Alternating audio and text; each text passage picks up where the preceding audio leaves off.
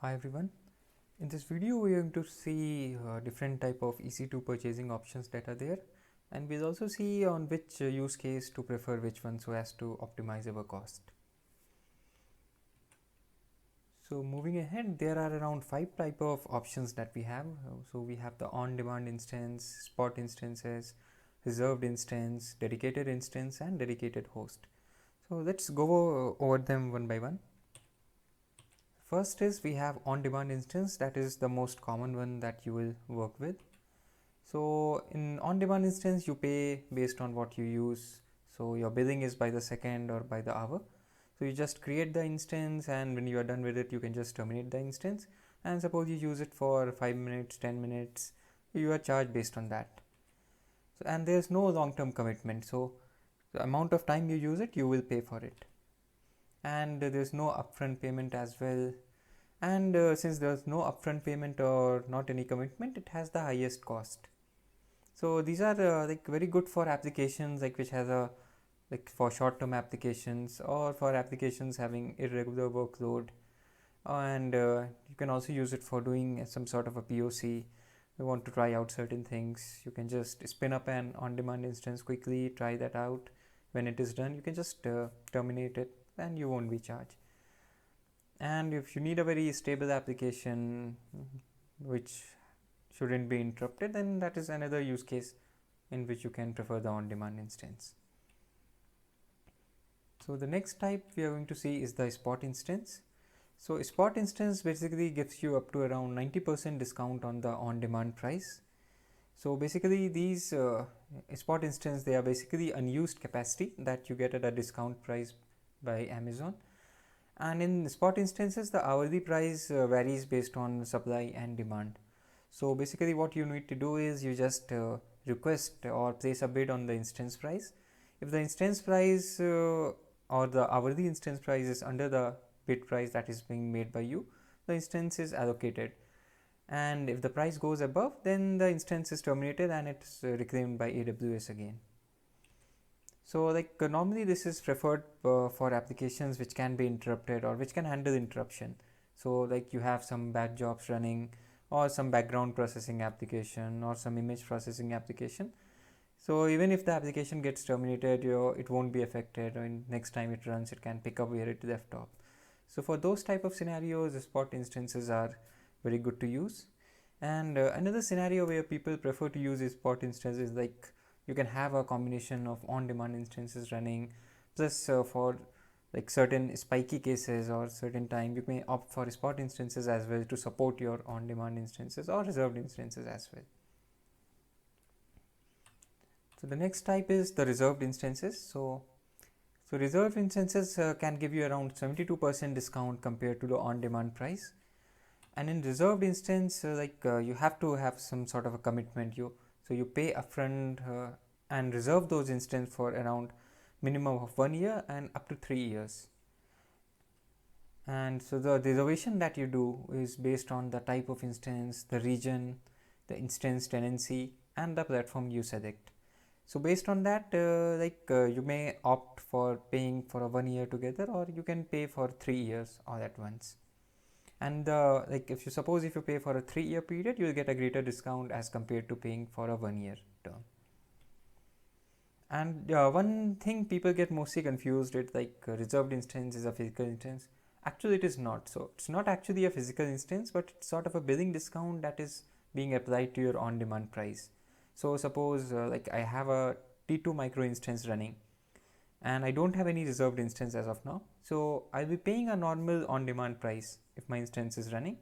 And suppose my instance is running and I purchase a T2 micro reserved instance in that same availability zone in the same region. So when I purchase it, immediately that discount will start getting applied to my running T2 micro instance. So it's not exactly a physical instance that I'll get for 1 year or 3 year. So it's sort of a billing discount. So any instance I provision, any instance of that type, like T2 micro instance I provision, so I'll be charged a discounted rate for that period. And in reserved instance also we can have like different types. So we have a convertible reserved instance. So in convertible reserved instance, the instance type can be modified. So I have the flexibility of modifying my instance type if I want. So they are slightly bit more expensive than a normal reserved instance, but you are getting that additional flexibility. And another type we have is the scheduled reserved instance. So in scheduled reserved instance, basically you reserve this capacity, but for a specific duration. So like I can say, okay, every Monday morning I want my instance available between 9 to 12. So it will be available during that time only, and I won't be paying that much. So like if you have a certain use case which you want to run on a specific schedule, then it's a good choice that you can go for a scheduled reserved instance. And basically like when you purchase a reserved instance, so it is guaranteeing you that you will have a specific capacity available to you at all times. So sometimes like while provisioning an EC2 instance, you may get an error saying there's no capacity available in that availability zone or the region that you select. So buying a reserved instance guarantees you that the selected capacity will be available to you at all times for the duration of your plan. And like this is normally preferred for like your steady state applications when you know like your application is going to be running for 1 year, 2 year, 3 years, then it is better that you can go for the scheduled reserved instance or reserved instance. Then we have the dedicated instance. So in dedicated instance, so basically your instance will run on a hardware that will be dedicated to a single customer or to you only. So that hardware won't be shared, but your the hardware can be shared by other instances which are running inside the same account and like which are not dedicated. So the advantage you get is like your hardware in which your instance is running, it will be physically isolated from other customers' hardware. So this is like useful for scenarios or for companies like which has strong compliance needs or they require separate tenancy, and obviously the cost of it are going to be a bit high. And then we have dedicated host. So in dedicated host you get a full physical server with the full capacity, dedicated EC2 capacity for you to use.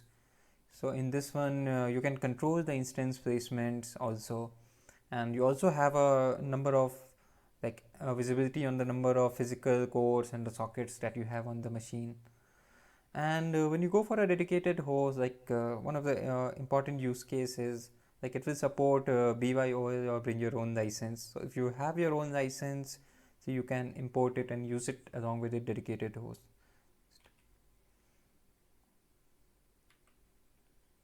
So now like we have talked about it, so let's log into the AWS management console and see like how we can provision different type of instances. So I'm in the AWS management console now. Let's go to EC2. So in the left hand side under the instances option, you can see you have a spot request, the reserved instances, dedicated host, scheduled instances. So let's first see how to create a spot instance. So you click on spot request. Here I can request for spot instances, but before that let's see the pricing history. So let me see T2 dot.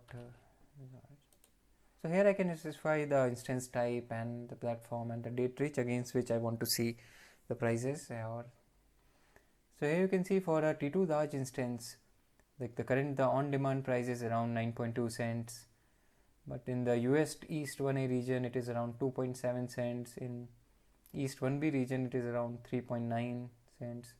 So as you can see, the pricing varies by region and availability zone. So like for East 1C I'm getting around 70% discount compared to the on-demand price, but in US East 1F I'm getting around 45.15% discount only. And suppose like let me change the date range to 3 months. So as you can see from the graph, like for different availability zones the price keeps on fluctuating in different times. And in some cases what we may also have is like your spot price may be the same as the on-demand price. So that will basically mean there's no unused capacity available in that region as of now. So this is one way we can check like what's the current spot price in different availability zone. So now to launch the spot instance, I click on request spot instance. So here, like if you see, I have different options. Like I can, for load balancing workloads, I can launch instance of the same size in any availability zone. Or I can select flexible workloads, which are good for running batch and CI/CD jobs. I have an option for big data workload. And one more thing I can select is like I can define duration workloads. So I can select 1 hour to 6 hours. So basically what this will do is it will keep my, like it is guaranteeing me that my instance is going to run for 6 hours. But the only disadvantage I get here is I won't get as much discount as I get for a normal spot instance. But this is pretty good, like if you have some use case. So, and you don't want your application to be terminated in less than 6 hours. So that is one option you can select. So this will reduce the complexity of your application that you might run in that spot instance. For this demo, let me just select the load balancing workload. So here I can select the launch template, which specifies the parameters which I want to specify while launching the instance, which is normally a preferred choice if you're using it for any of your use case. But for the time being, I just keep it as none. So I can select the AMI, I can select the instance type I want, I can change it or select anyone. You can see I have different options available here for a spot instance. So for this one, I'll just select t2.micro instance. Here I can select the network, the VPC, and the availability zone I want. And I can select a key pair here also. So this key pair will be basically used to connect to that instance. If I don't want, I can keep it as blank also. And here I can specify the total target capacity I need. So for this one, I just select 2. And I can give an option here to like the maintain target capacity. So what this will do is like when my instance is terminated, they will automatically be replaced by automatically launching one more request. And I can also specify the maximum price for a spot instance which I am willing to pay. And so this will ensure that suppose the spot price goes above the maximum price which I am going to pay, then the instances will be terminated. So this is one way of specifying sort of a threshold value, I can say. So right now I just uncheck it, and here I can just give a fleet request setting. It will give me some recommendations. So these are similar to the T2 micro instance which I selected.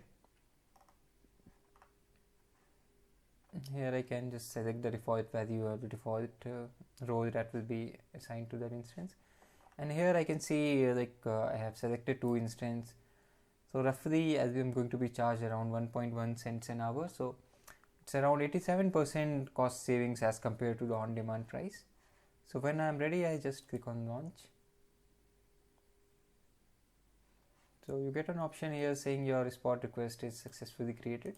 And the console I can also see it is submitted as of now. So once the instances start getting provisioned, they will be listed here. And if I want, I can just go to the instances option. So here if you can see like these 2 instances are being provisioned. Right now they are in pending state.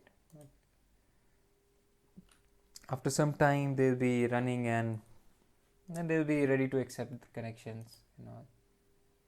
But you can see one of the instances has started running, and the same thing like the same instance I can when I go to spot request. So I can see my fleet. So this is the request I did. It is active as of now, and these are the 2 instances that were launched as part of this request. So like once I'm done with this request, what I can do is I can just select it and I go to action and say cancel request, and I can select terminate instances here. I just keep it as checked. So my request is now getting terminated or cancelled. And when I go to the instance option, so you can see now the instances are shutting down. So once I'm done with it, I can just cancel the request and I won't be charged anymore.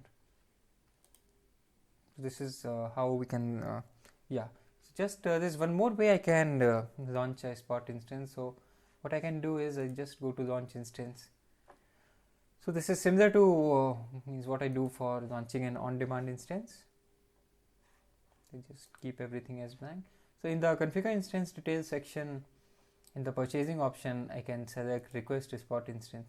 So like this is showing me the current price for each of the availability zones, and I can also specify the maximum price. So I can say, okay, I'm willing to pay like 0040.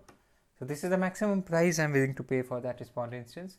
So right now when I request that instance, so I'll be charged at 3.5 cents only, but 4 cent is the maximum price. So once the spot price goes above 4 cents, then my instance is going to be terminated. And I can also mention here whether I want this request to be persistent or it should be one time only. And I can just select other options, and then I can just review and launch. So this is similar to on demand, but yeah, I can select check this option and I can request for the spot instances. So this is another way we can launch a single instance, or you can select multiple instances also.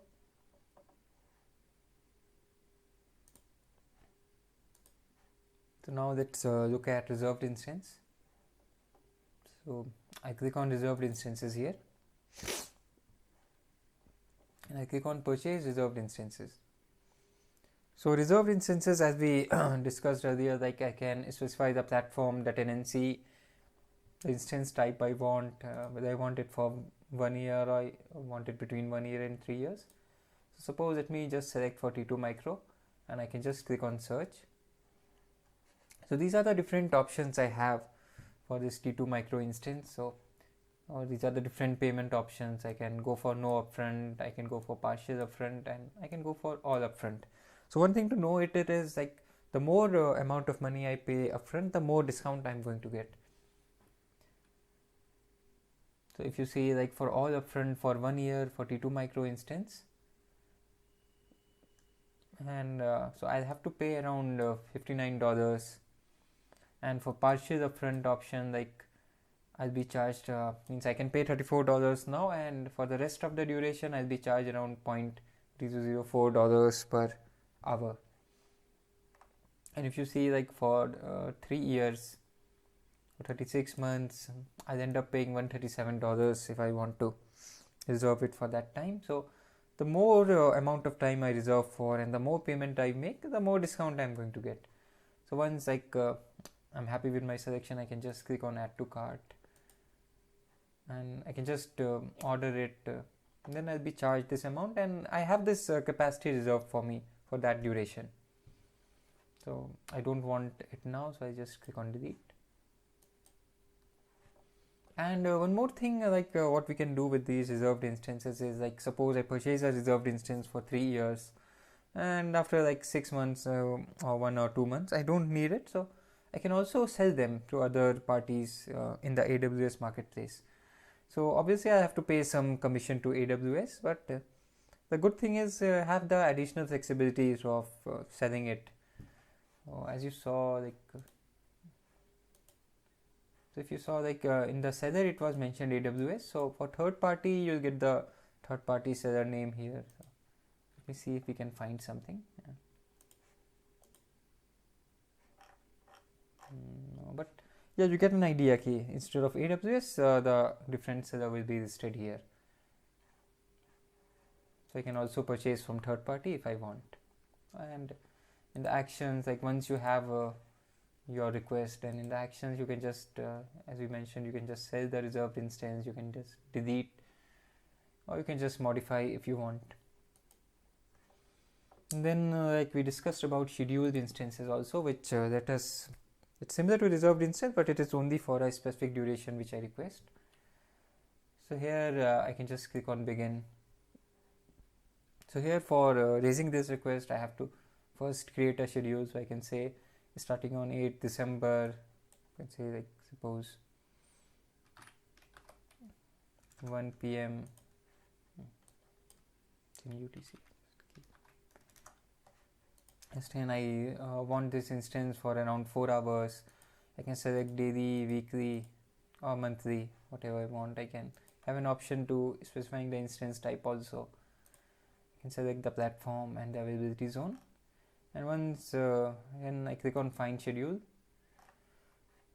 So right now it is saying no instance available. So like based on your parameter, like if you are able to find instance, it's not that easy, like you have to search for it, but once you find, you can just select it and then you can click on purchase. So this is good for workload, like if you want, if you have a requirement where you know your application will be running for a specific time of the week or specific duration only, like for 8 hours daily, then this is a good option.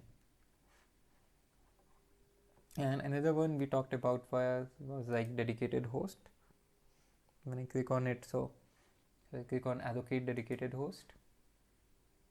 So basically, like in dedicated host, I have a control of the full physical server in which I can launch my EC2 instance. So I can just specify the name, the instance family I want, whether it should support multiple instance types, and what type of instance type I can launch on that host, the availability zone, whether the instance auto placement should be done or not. If I don't select it, I can manually specify the instance placement option while launching the EC2 instance. And once I'm done, I just click on allocate and my dedicated host will be allocated to me. And remember, this is going to cost you more money, so better to avoid it. And another thing we talked about was dedicated instance. So for dedicated instance, like it is similar to your on-demand instance only, means the provisioning process is similar. So I just click on launch instance, just select something. Here in the configure instance details section, I can, in the tenancy, like I can select dedicated, so run a dedicated instance. So when I select this, so when I launch this EC2 instance, it will be launched as a dedicated instance. So using this option, I can run it as a dedicated instance. And here also, like suppose I have a dedicated host and I want to launch this instance inside that dedicated host, I can select dedicated host from here also. But just remember, the dedicated instance is you're going to be charged much more than a normal on-demand instance. So these are the different like EC2 purchasing options we can go for. So based on the requirement you have or your particular use case, make sure you select the right option. Like, or sometimes what you may also do is like based on your scenario, you may also have a combination of, like, suppose a reserved instance running for some steady state in your application, and you also have a spot instance running for supporting some spiky workload that you may get in between of certain durations. So just make sure you are selecting the right type so you don't end up spending extra money on something that you don't require. So thank you for watching the video. Don't forget to subscribe, and if you have any questions, just leave them in the comment section and I'll try to address them. Thank you.